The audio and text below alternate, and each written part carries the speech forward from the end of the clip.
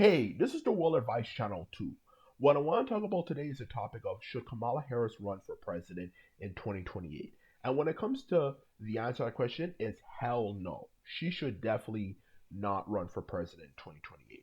And for this video, I'm going to explain the reason why she shouldn't run for president, as well as the problem with all of the possible candidates aside from her that are able to run for president in 2028.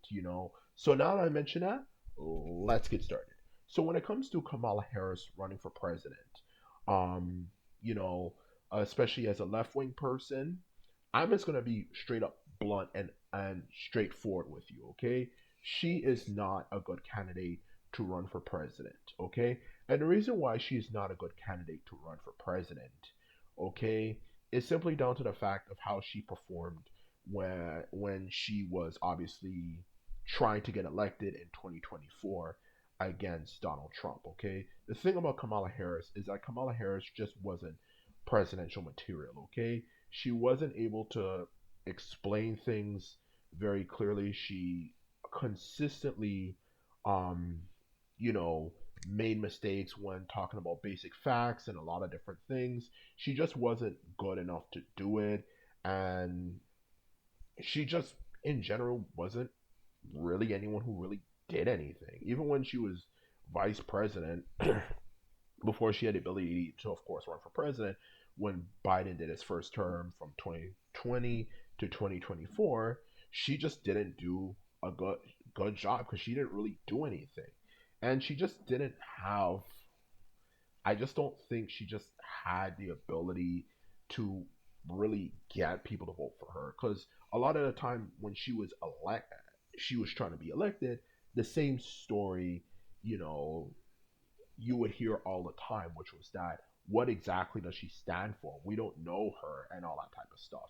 And in general, she just didn't do a good job in explaining her platform, in what she stood for anything, aside from just I don't like Trump, for that matter, okay? And she didn't do a good job in talking about key issues that obviously the Republicans are going to come at her for, which is immigration, because a lot of Mexicans are coming in through America, let alone throughout the rest of Latin America, to issues like the amount of crime in American cities that were rising rapidly, people taking drugs openly and all that type of stuff, the lack of policing and all that stuff. She didn't do a good job in confronting those issues.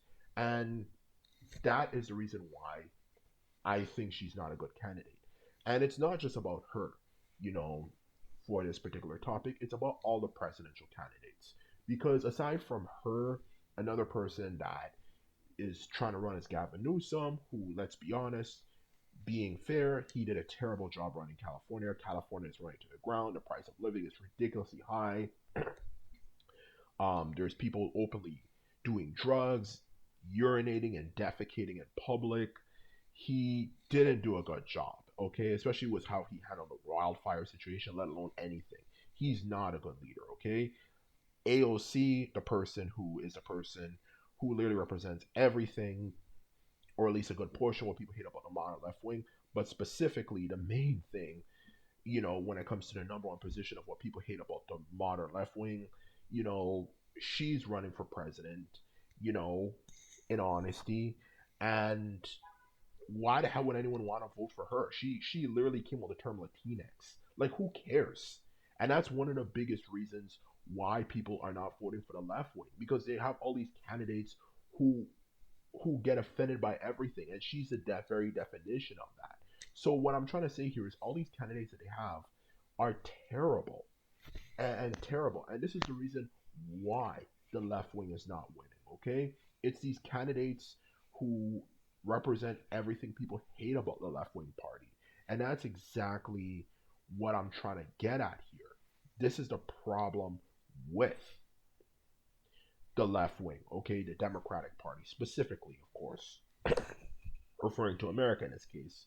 You know, the Democratic Party keeps on voting for these people, or who having people who, in general, don't have the greatest reputation, and in general their beliefs are not the greatest, and so on and so forth, have the platform to be the leaders of the Democratic Party.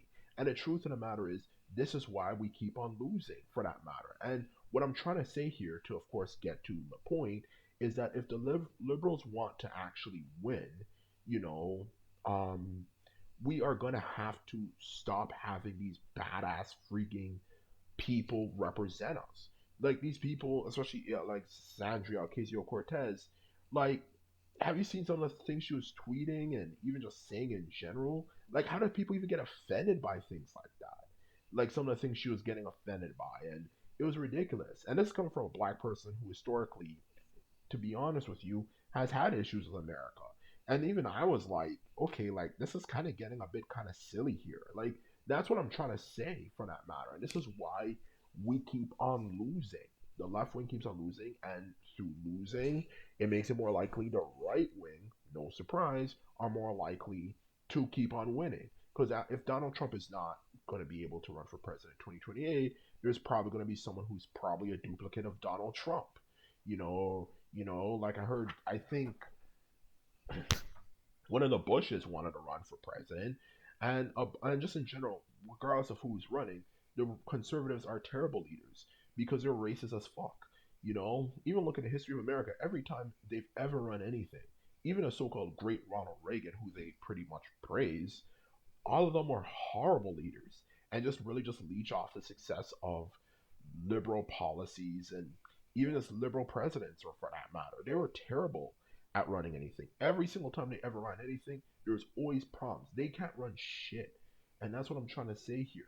Because their fundamental ideology is flawed, you know, for that matter. And that is the truth of the matter. So every time they run things, they just cause problems and just create policies that are just racist and hateful to black people and minorities in general, but specifically, of course, black people.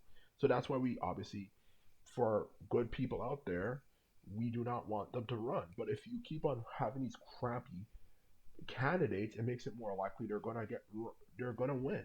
The right wing is gonna win, and that's the truth of the matter. Okay, and this is why it's so problematic.